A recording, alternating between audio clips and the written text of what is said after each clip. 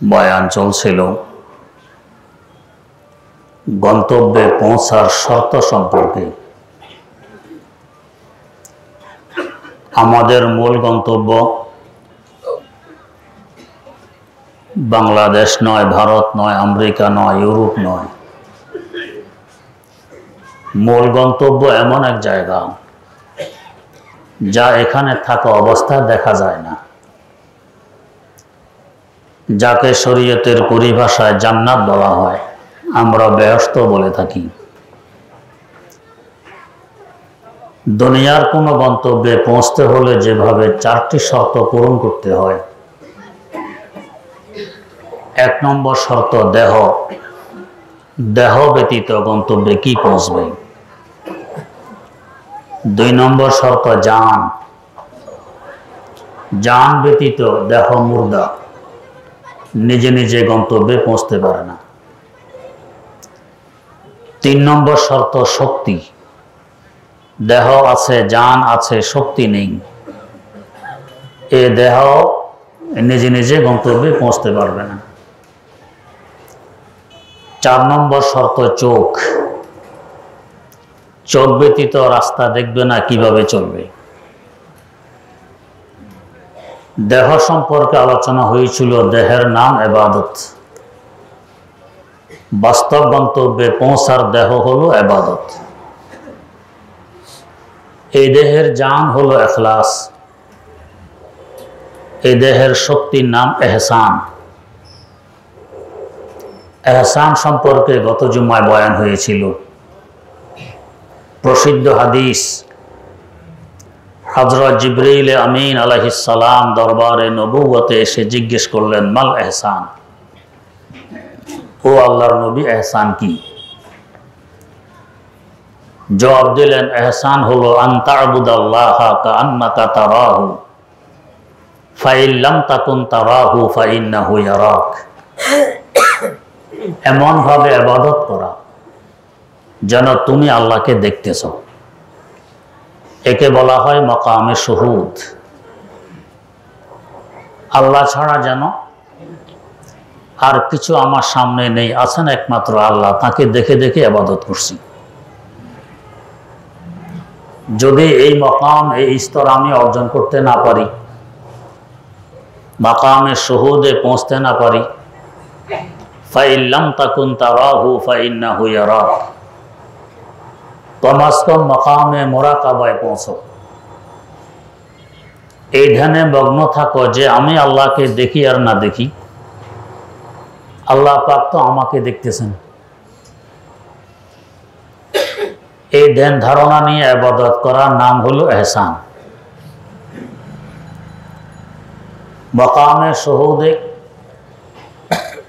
পৌঁছে ইবাদত করা হযরত আম্বিয়া কেরাম আলাইহিমুস সালাতু ওয়াস সালামের বৈশিষ্ট্যের পাশাপাশি আল্লাহ পাক কিছু উম্মতকে এমন বৈশিষ্ট্য দান করেছেন, মাকামে শুহুদ তাদের অর্জন হয়েছিল। তাদের নামাজ ব্যতিক্রম ধর্মী। যেমন হাদিস শরীফে আছে, রাসূলুল্লাহ সাল্লাল্লাহু আলাইহি ওয়াসাল্লাম বলেন, জুইলাত কুররাতু আইনি ফিস সালাহ, নামাজে আমার চোখ জুড়ায়। কোন বস্তু দেখার পরে বলা যায় যে চোখ জুড়ায়, না দেখলে কথা বলা যায় না। কোন বস্তু খাওয়ার পর বলা যায় বড় স্বাদ, খাওয়ার আগে বলা যায় না। কোনো কিছু শোনার পর বলা যায় কান ঠান্ডা হয়ে গেছে, এর আগে বলা যায় না। তেমনি ভাবে কোনো কিছু দেখার পর বলা যায় চোখ জুড়িয়ে গেছে। তো রাসূলুল্লাহ সাল্লাল্লাহু আলাইহি ওয়াসাল্লাম বলেন, নামাজে আমার চোখ জুড়ায়। জুইলাত কুররাতু আইনি ফিস সালাহ, এটা মাকামে শুহুদ। আন তা'বুদাল্লাহা কাআন্নাকা তারাহু। আর এক প্রকার নামাজি আছে, এই মাকামে শুহুদে পৌঁছে ইবাদত করা, এটা হলো ফার্স্ট ক্লাস ইবাদত। দ্বিতীয় প্রকার মাকামে মুরাকাবা, 2 নম্বরের। যা কিছু দেখলে নামাজে চোখ জোড়ায় তা আমি দেখব না ঠিক, কিন্তু দেখার ভাব হবে। কল্পনা এত গভীরে পৌঁছবে, মোরাকাবা এভাবে হবে যে যদিও আমি দেখি না, কিন্তু উনি আমাকে দেখতেছেন, আমার দেখার ভাব হচ্ছে। যেহেতু উনি দেখতেছেন, উনি তো আমার সামনেই আছেন, আমারও দেখার ভাব হচ্ছে। আর একটু দেরি করলে দেখা যাবে, রুকুতে একটু বিলম্ব করলে নজরে আসবে, সেজদায় আরেকটু অপেক্ষা করলে হয়তো দেখতে পাবো, এমন অবস্থা হবে। 2 নম্বর নামাজের অবস্থা মাকামে মুরাকাবা। ফাইল্লাম তাকুন তারাহু ফাইন্নাহু ইয়ারাক। আর 1 নম্বর আছে, মাকামে মুরাকাবা নয়, তবে মাকামে মুরাকাবার কাছাকাছি। সেটা কেমন? এটা বোঝার জন্য আগে একটি ঘটনা বুঝে নিই। ঘটনাটি হলো, আল্লাহর পয়গম্বর হযরত ইউসুফ আলা নবিয়িনা ওয়া আলাইহিস সালাতু ওয়াস সালাম, তাকে তার ভাইয়েরা যখন কূপে ফেলে দেয়, বণিকেরা কূপ থেকে তুলে মিশরের বাজারে আনে, ওনাকে গোলাম হিসাবে বিক্রি করে দিবে। তার সৌন্দর্যতা, লাবণ্যতা, তার আকর্ষণে মিশরবাসীর ঢল নেমে গেছে। কে কার আগে এসে তাকে খরিদ করতে পারে। দাম দস্তুরের প্রশ্ন নেই, পয়সা কড়ির প্রশ্ন নেই, যার কাছে যা আছে সব দিয়ে হলেও তাকে নিতে হবে। এদিকে জুলাইখা তার স্বামীকে পাঠায়, আজিজে মিসরকে, ইউসুফকে খরিদ করতে হবে, যে মূল্যেই হোক না কেন। আজিজে মিসর এসে দেখে মানুষের দল নেমেছে, অসংখ্য মানুষ, সব ইউসুফের খরিদ্দার। ডাক উঠবে, যে বেশি দাম বলবে সে নিয়ে যাবে। আজিজে মিসর সন্দিহান, আমার থেকে বেশি দাম যদি কেউ বলে ফেলে। তাই একটি চালাকি করলেন, বিক্রেতার কাছে আগে গিয়ে বললেন যে ডাক উঠুক, আমি এখন কোনো দাম বলবো না, সর্বশেষ যে দাম উঠবে, যে মূল্য উঠবে, এর ডবল মূল্য দিয়ে আমি নিয়ে যাব। ক্রেতারা সারিবদ্ধ, যার কাছে যা আছে সব সাথে নিয়ে দাঁড়াইয়াছে। এর মধ্যেই দেখে একজন বুড়ি হাতে একটি মাত্র সুতা, এই একটি সুতার বিনিময়ে ইউসুফকে খরিদ করতে এসেছে। আশ্চর্য কথা নয়? যেখানে আজিজে মিসর সন্দিহান, খরিদ করতে পারবো কি পারবো না, সেখানে বুড়ির কি হিম্মত, কি সাহস, একটি সুতা নিয়ে এসে গেছে, সুতার বিনিময়ে ইউসুফকে খরিদ করবে। বুড়িকে দেখে মানুষ বলাবলি করে যে এটা পাগল, না হয় 1 সুতার বিনিময়ে কি ইউসুফকে খরিদ করা সম্ভব, না কল্পনা করা যায়। বুড়ি সুতা নিয়ে এসে লাইনে দাঁড়িয়ে গেছে। বুড়ির কানও তাদের এ ধরনের কানাঘুষার কথাবার্তা পৌঁছে। এক পর্যায়ে গিয়ে বুড়ি জবাব দিতে আরম্ভ করে, হামি নাম্মান কে দানাদ মাহেরুয়াম কে মান্নি জাজ খরিদারানে উয়াম কে মান্নি জাজ খরিদারানে উয়াম। ও মিশরবাসীরা, আমাকে পাগল বলে আখ্যায়িত করতেছো? আমি পাগল নই, আমি সব বুঝি, সব জানি। এই সুতার বিনিময়ে ইউসুফকে খরিদ করা যাবে না। তবে আমার কাছে আছে একটি সুতা, আর কিছু নেই, আমি গরিব মানুষ, এটা আমার সম্বল। যা কিছু আছে তা নিয়েই ইউসুফকে খরিদ করার বাজারে উপস্থিত হয়ে গেছে। ইউসুফ যখন তাকাবে কারা কারা তার খরিদ্দার, তার দৃষ্টিতে আমি বুড়ির চেহারা অত বেশি উঠবে। বলতে পারবো, ইউসুফ, দারিদ্রতার কারণে অর্থ সম্পদ নেই, তোমাকে খরিদ করতে পারবো না বুঝি, তারপরও আমি নিরাশ নই। অন্তত তোমার খরিদ্দারদের লিস্টিভুক্ত তো হয়ে গেছি। এক নজর দেখে নাও, আমি বুড়িও তোমার একজন খরিদ্দার, আমিও আশাবাদী। আমার ইউসুফের দৃষ্টিতে আমি বুড়ির চেহারা বেশি উঠবে, এটা আমার জন্য কম নয়, অনেক কিছু। চিন্তা করুন বুড়ির বিচক্ষণতা কি। তেমনিভাবে 3 নম্বরের নামাজি মাকামে শুহুদে পৌঁছতে পারেনি, মাকামে মুরাকাবারও উদ্দেশ্য স্তরে পৌঁছতে পারেনি, তারপরও নিরাশ নয়। আল্লাহকে পাওয়ার বাজার মসজিদে এসে সারিবদ্ধ হয়ে দাঁড়াই আছে মুসল্লির বেশ ধরে। তার অবস্থা যেন বলতেছে, আল্লাহ আমাকে পয়গম্বর বানাওনি, মাকামে শুহুদ আমার অর্জন হয়নি, তোমাকে দেখে দেখে ইবাদত করব সেই স্তরে আমি পৌঁছতে পারিনি। মাকামে মুরাকাবার উচ্চ স্তর আমাকে দেওনি, তাও আমি অর্জন করতে পারিনি। তারপরও আল্লাহ আমি নিরাশ নই। গোটা দুনিয়ায় লক্ষ লক্ষ মুসল্লি তোমাকে পাওয়ার আশায়, তোমাকে পাওয়ার বাজার মসজিদে এসে সারিবদ্ধ হয়ে দাঁড়াই আছে, তাদের সারিতে আমি গুনাহগারও দাঁড়াই আছি। আমার যা সম্বল আছে নিয়ে এসেছি, সেটা কি? ইন্না সালাতি ওয়া নুসুকি ওয়া মাহইয়ায়া ওয়া মামাতি লিল্লাহি রাব্বিল আলামিন। আমার পুঁজিপাটটা কি, সম্বল কি? আত-তাহিয়াতু লিল্লাহি ওয়াস সালাওয়াতু ওয়াত তাইয়্যিবাত।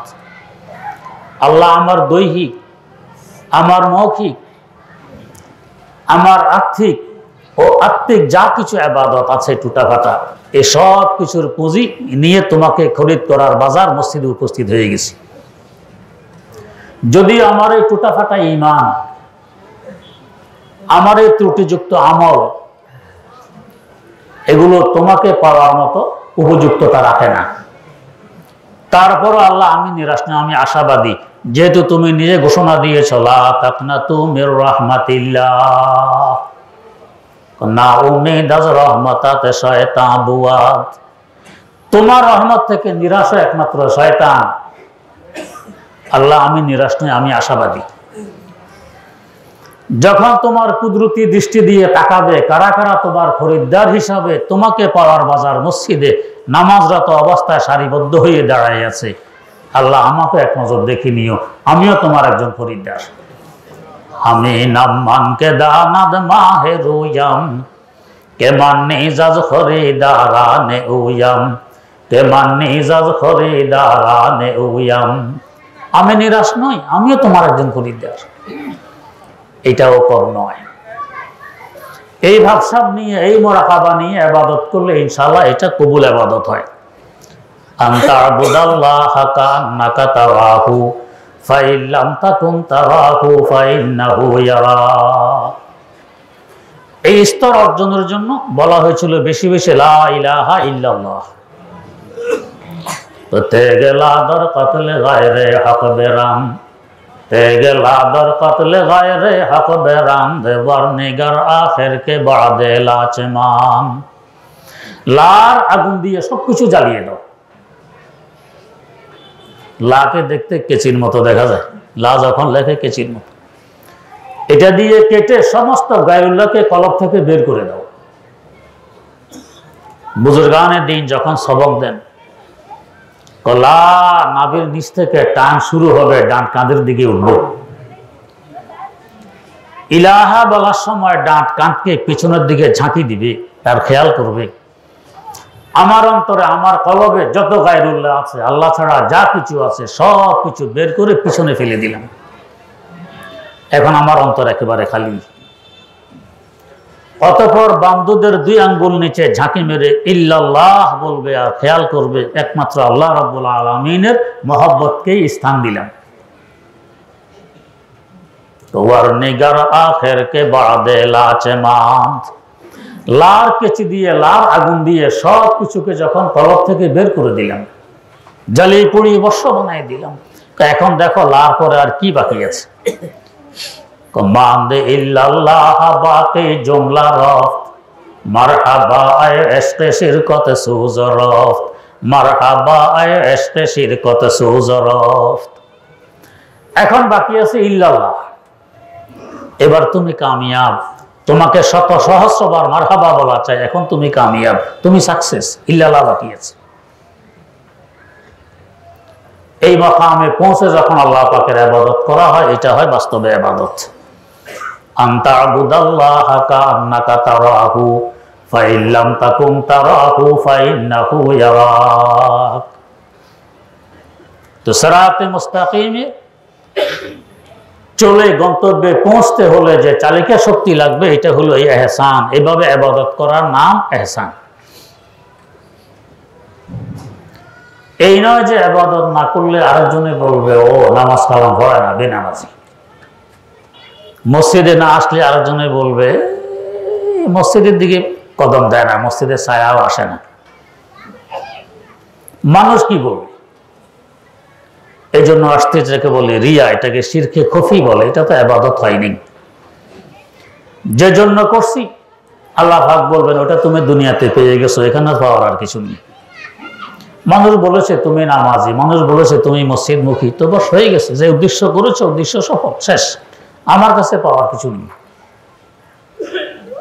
নামাজ পড়বো তো আমার আল্লাহর জন্য, মসজিদে আসবো তো আল্লাহর জন্য, যে কোনো কাজ করবো তো আল্লাহর জন্য। আল্লাহর জন্য না হলে এটা পরিহার করা চাই। তো ইহসান হলো এই রাস্তার চালিকা শক্তি।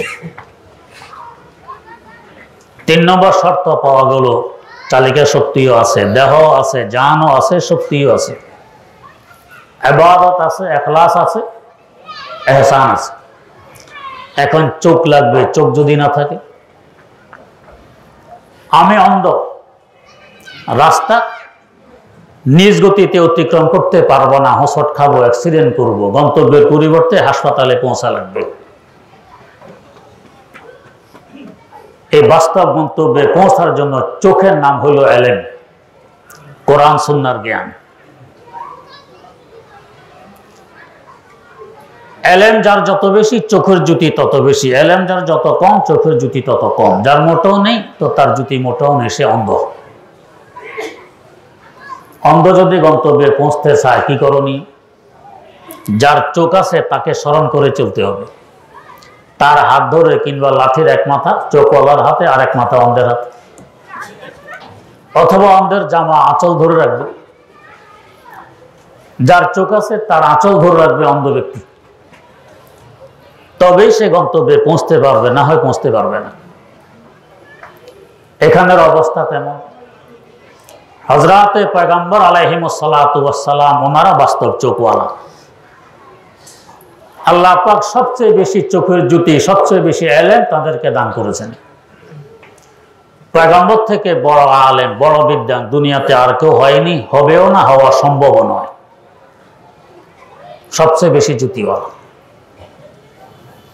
এর মধ্যে সবচেয়ে বেশি জ্যোতিওয়ালা আমাদের নবী, নবীদের নবী হযরত মুহাম্মদ মুস্তাফা সাল্লাল্লাহু আলাইহি ওয়াসাল্লাম।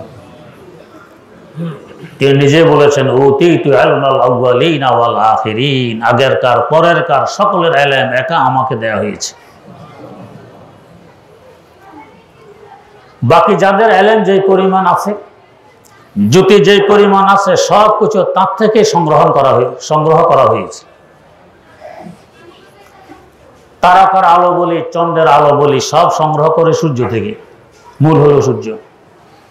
সৌরজগতের আওতায় যা কিছু আছে এরা সব আলো সংগ্রহ করে সূর্য থেকে, বাইরের কথা ভিন্ন। তো ঠিক তেমনি ভাবে গন্তব্যে পৌঁছতে হলে চোখের যে জ্যোতির দরকার, যে এলেমের দরকার, কোরআন সুন্নাহর জ্ঞানের দরকার, সব কিছুর কেন্দ্রবিন্দু রাসূলুল্লাহ সাল্লাল্লাহু আলাইহি ওয়াসাল্লাম। পয়গম্বররাও সংগ্রহ করেছেন তার থেকে, আউলিয়া আল্লাহরাও সংগ্রহ করতেছেন তার থেকে, ওলামায়ে কেরামও সংগ্রহ করতেছেন তার থেকে।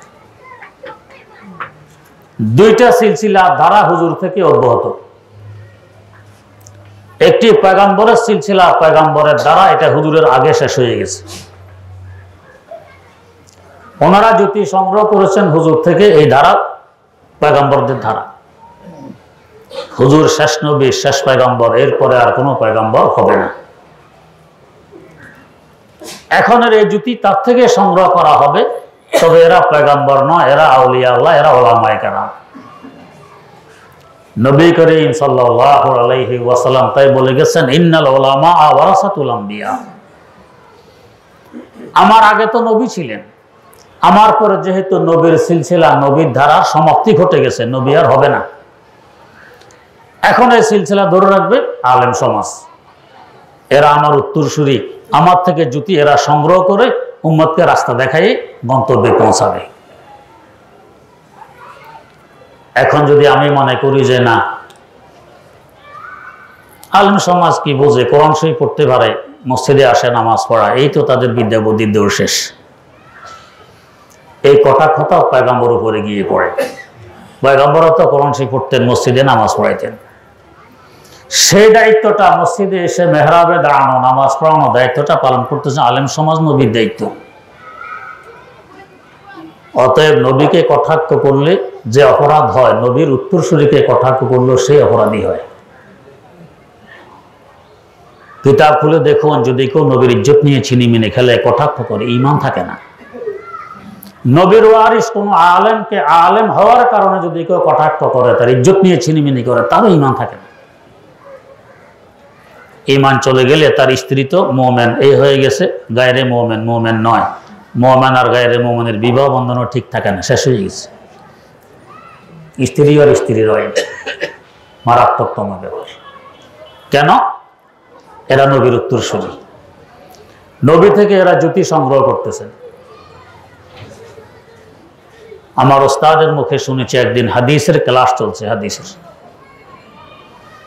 ওস্তাদ বলতেছেন, আমি দেখতেছি মদিনা মুনাওয়ারা রওজায়ে পাক থেকে একটি আলোর রশি আমার সিনায় এসে ঢুকেছে। আলোর রশি মদিনার সাথে আমার সিনার সাথে, আর আমার সিনা থেকে আরো চিকন চিকন রশি তোমাদের সিনায় ঢুকেছে। ওই জ্যোতি আসতেছে মদিনা থেকে ওস্তাদ হয়ে ছাত্রদের সিনায়। এক ছাত্র বলে, হুজুর তো দেখি না, তো তোমার সে চোখ নেই তাই দেখো না, বিশ্বাস করো না? কজি না, বিশ্বাস করি না। তাহলে কেটে দিব? কই জি কেটে দেন। ঠিক আছে যাও, কেটে দিলাম। বাস গোমরাহ হয়ে গেছে, আর এলেম কপালে জোটেনি, ভ্রষ্ট হয়ে গেছে। এই জ্যোতি দেখার মতো চোখ সকলের নেই, যাদের আছে তারা দেখে। রাসূলুল্লাহ সাল্লাল্লাহু আলাইহি ওয়াসাল্লাম থেকে এই জ্যোতি এখনো আসতেছে, কিয়ামত পর্যন্ত আসবে আলেম সমাজের মাধ্যমে। এরা এই জ্যোতি দিয়ে সঠিক রাস্তা দেখাইয়ে উম্মতকে গন্তব্যে পৌঁছানোর দায়িত্ব পালন করবে। অন্ধ যদি মতানৈক্য সৃষ্টি করে চোখওয়ালার সাথে, যে তুমি এভাবে হাঁটতেছ, এটা হবে না, হাঁটতে হবে আরো 10 হাত বাম দিক দিয়ে, হাঁটতে হবে আরো 15 হাত ডান দিক দিয়ে। চোখওয়ালার সাথে মতানৈক্য, একমত হয় না, এই অন্ধ জীবনে গন্তব্যে পৌঁছতে পারবে না। চোখওয়ালা যা বলে আমার না চালাম না, কোনো মতানৈক্য করা যাবে না, ঠিক আছে এভাবে চলবো, তবে সে গন্তব্যে পৌঁছতে পারবে। তো আলেম সমাজ যা বলে আমার বুঝে আসলেও মানতে হবে, না আসলেও মানতে হবে, তবে গন্তব্যে পৌঁছবো। আর যদি আমি যুক্তি দাঁড় করে, যুক্তির নাম দ্বীন নয়, যুক্তির নাম ইসলাম নয়, ইসলাম হলো মানামানির নাম। হযরতে সাহাবায়ে কেরাম রাদিয়াল্লাহু তাআলা আনহুম সংখ্যা ছিল প্রায় ১৬ লক্ষ। এই ১৬ লক্ষ সাহাবায়ে কেরামের আলোচনা তো আছে বিভিন্ন কিতাবে, শুধু সাহাবাদের উপরে কিতাব লেখা আছে। আল ইসাবা, উসদুল গাবা, এই ধরনের বিভিন্ন কিতাব লেখা আছে, বড় বড় কিতাব। কোন একজন সাহাবী থেকে এমন কোনো কথা কোনো কিতাবে পাওয়া যায় না যে হুজুর এই কাজটা কেন করব, কেনার কোনো প্রশ্ন নেই। হ্যাঁ প্রশ্ন আছে, কিসের, কিভাবে করব, তা করার তরিকা কি, পদ্ধতি কি, ওইটা আছে প্রশ্ন, কিন্তু কেন করব, কেনর একটা প্রশ্ন নেই। তো ১৬ লক্ষ সাহাবায়ে কেরামের মধ্যে একজনের প্রশ্ন করলেন না কেন করব। আল্লাহ পাক তাদেরকে বুঝ দান করেছেন যে নবী চোখের জ্যোতিওয়ালা, চোখওয়ালা, যেভাবে বলবেন সেভাবে আমাকে মানতে হবে, এখানে কেনর প্রশ্ন আসবে না। এটা অন্ধের শান নয়। কেন এখান দিয়ে চলবো, 15 হাত ডান দিক দিয়ে কেন চলবো না, 20 হাত বাম দিক দিয়ে কেন চলবো না, এই কেন বলার অধিকার অন্ধের নেই। কোন সাহাবী কেন প্রশ্ন কখনো করেননি। বাস নবী বলেছেন করব, নবী করেছেন আমিও করব, কেন নেই। এখনো যারা কামিয়াব হতে চায়, শারেহে বুখারী হাফেজে হাদিস হযরত ইবনে হাজার আসকালানী রাহমাতুল্লাহ আলাইহি, তার কাছে মানুষ কোনো মাসালা জিজ্ঞেস করতে আসতো। আসলে যখন দেখে তিনি কাজটা এভাবে করতেছেন, একটা কাজ জিজ্ঞেস করা ছাড়া ফেরত যেত, তো তিনি এই কাজটা এভাবে করতেছেন, বস আমাকে এইভাবেই করা লাগবে, আর জিজ্ঞেস করার দরকার নেই। এইভাবে পূর্ণ আনুগত্যতা স্বীকার করে চললে এটা হলো চলা, এটা হলো পথ চলা, চৌকলার পিছনে চলা। কেন প্রশ্ন করলে আর চৌকলার পিছনে চলা হলো না? আমি সহজে গন্তব্যে পৌঁছতে পারবো কি পারবো না কোনো গ্যারান্টি নেই, কোনো সিউরিটি নেই, আমার পদস্খলন ঘটতে পারে। তো এই রাস্তায় চলার চোখ হইল এলেন কোরআন সুন্নাহর শিক্ষা। যেহেতু এরা সবাইকে রাস্তা দেখায় গন্তব্যে পৌঁছাবে, আল্লাহ রাব্বুল আলামিনের কাছে এদের মকাম, এদের মর্যাদা, এদের ইজ্জত একটু ব্যতিক্রমধর্মী। যাদেরকে এলেম দিয়েছে, আমার অঙ্গের দিকে তাকান, আমার চোখ আলেম, সে দেখে এলেম অর্জন করে, জ্ঞান অর্জন করে, এটা সুন্দর, এটা অসুন্দর, এটা সাদা, এটা কালো। আল্লাহ পাক চাইলে এই চোখ আমার টাকনুতে ফিট করে দিতে পারতেন না? সেখান দিয়ে দেখতাম, নিচে না দিয়ে উপরে কেন দিলেন? সে আলেম, তার মর্যাদা বেশি, তাকে উপরে দিতে হবে। কান আলেম, সে শুনে শুনে এলেম অর্জন করে, জ্ঞান অর্জন করে, এটা কার কথা, এটা কিসের আওয়াজ, এই জ্ঞানটা কান অর্জন করে, সে আলেম। চাইলে কান হাঁটুতে দিতে পারতেন, ওখান দিয়ে শুনতাম, অসুবিধা কি ছিল? উপরে দিয়েছেন কেন? সে আলেম, তার মর্যাদা বেশি, তাকে উপরে রাখতে হবে। নাক আলেম, সে সঙ্গে সঙ্গে বুঝে এটা গন্ধ, এটা গ্রাম, এটা কিসের গ্রাম, ওইটা কিসের গ্রাম, এটা কিসের গন্ধ, নাক বুঝে আলেম। নাক চাইলে আমাদের পায়ের আঙ্গুলও দিতে পারতেন, পায়ের বৃদ্ধাঙ্গুলিতে দিয়ে দিতেন না, সেখানে না দিয়ে উপরে দিলেন কেন? সে আলেম, তাকে উপরে রাখতে হবে। জিহ্বা আলেম, সে পড়ে পড়ে আলেম হয়, আলিফ বা তা ফা জিহ্বায় পড়ে, চাইলে জিহ্বা হাঁটুতে দিতে পারতেন, সেখান দিয়ে কথা বলতেন, সেখানে না দিয়ে উপরে দিলেন কেন? সে আলেম, তার মর্যাদা বেশি, তাকে উপরে রাখতে হবে। এর পাশাপাশি হেফাজত কি করি না? চোখের উপর দিয়ে গেট, চোখের পাতা বন্ধ করলে বাতাসও ঢুকতে পারে, যাতে সহজে আলেমকে কেউ ডিস্টার্ব করতে না পারে, কষ্ট দিতে না পারে, বিরক্ত করতে না পারে, এই জন্য গেটের ব্যবস্থা। ভিতরে অ্যাসিড জাতীয় পানি, কোন পোকামাকড় বুলে যদি চোখের ভিতরে পড়ে যায়, সাথে সাথে কেউ মারা গেছে, এটা জিন্দা থাকে না। আল্লাহ পাক ব্যবস্থা রেখে দিয়েছেন, তুমি আলেমে ডিস্টার্ব করতে এসেছো, তোমার এখন জিন্দা থাকার অধিকার নেই, তোমাকে মেরে ফেললেন। যেমন রাসূলুল্লাহ সাল্লাল্লাহু আলাইহি ওয়াসাল্লামকে যদি কেউ গালি দেয়, কটাক্ষ করে, তার জিন্দা থাকার অধিকার থাকে না। কান,